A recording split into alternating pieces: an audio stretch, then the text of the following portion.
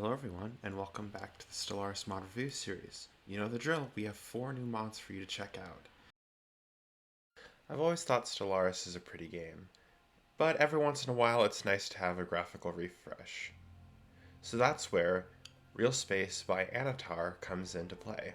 This mod adds 50 new gas giant textures, new star classes, and variations on nebulas and novas. And it just looks so amazing. One of the reasons I picked this mod is that it makes even the mundane systems feel beautiful and alive, and gives you an incentive to explore and look into systems. Many of the new star classes have also been put into their own binary and trinary systems with other stars, which just adds another level of detail into this mod. It's not just the solar system. Every new star class has a new star icon, and there's been some added background objects that just make the galaxy feel more alive. This mod does a great job of refreshing some of the Stellaris content while making new additions that don't feel out of place in the game. My personal favorite is the one you see on your screen right now, the Collapse Star. And I just think it looks absolutely beautiful, with the contrast between the light and the dark and the spinning clouds. I just think it looks good. The only drawback to using this mod is it's kind of big, coming in at just over a gigabyte. But if your computer can run it, it is definitely a mod you should put into your next Stellaris playthrough. Tile blockers have been in the game since the very beginning, and they're pretty straightforward. You remove the blocker, and you get the space. However, it always felt a little bit simplistic in that tile blockers were not really unique and not reaching their full potential.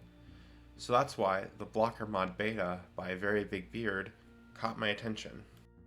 While this mod does add blockers that just remove district space, some of them also provide interesting benefits like unity or adding district types like farmland while preventing the completion of others. It makes the choice of removing these blockers a little bit more of a tactical and thought out decision. This mod also adds buildings and custom events, like the custom sinkholes that will randomly appear on your planets, and are very hard to get rid of.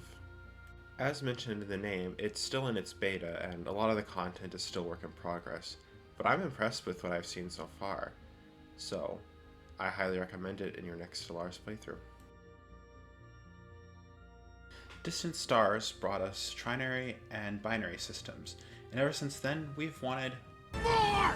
So to scratch that itch, we have the mod Stellar Diversity by Epic Fail. This mod adds star systems that have up to 7 stars. And I did a little digging, and yes, there are star systems that have that many stars in them.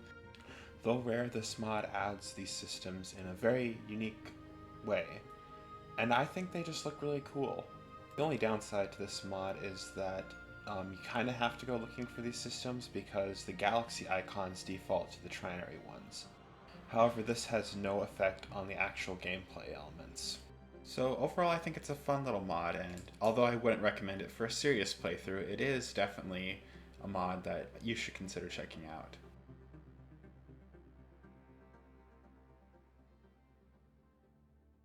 The Stellaris base game has 9 choosable planet classes that you can start on, with a few extras for origins and events. However, WPs New Worlds with WPs Planet View changes the whole thing. You still have the 9 base planet classes, but then you have what I'll call subclasses. For instance, continental worlds have 11 different variations, including forest, lake, raining woods, black forest, redwood, marble, chalk, waterfall, and a few others. But that is just for one planet class. There are unique variants for all of the different base planet classes. They don't really have much of an effect on the gameplay, but just add a little bit of variety for different storytelling. WP's Planet View adds so much variety to the base game already, but when you combine it with the new worlds, all the planets just look very gorgeous. And as you can see on screen, they're somewhat dynamic. The type of star you have changes what stars are shown in the view. Also, things like fog and weather are now included as effects on them. Overall, this mod is really great for role-playing, but also could be put into a serious Stellaris playthrough. I really like all the custom graphics that were made for this mod. And there you have it, 4 Stellaris mods for you to check out. Thank you for watching, and I'll see you in the next one. Bye.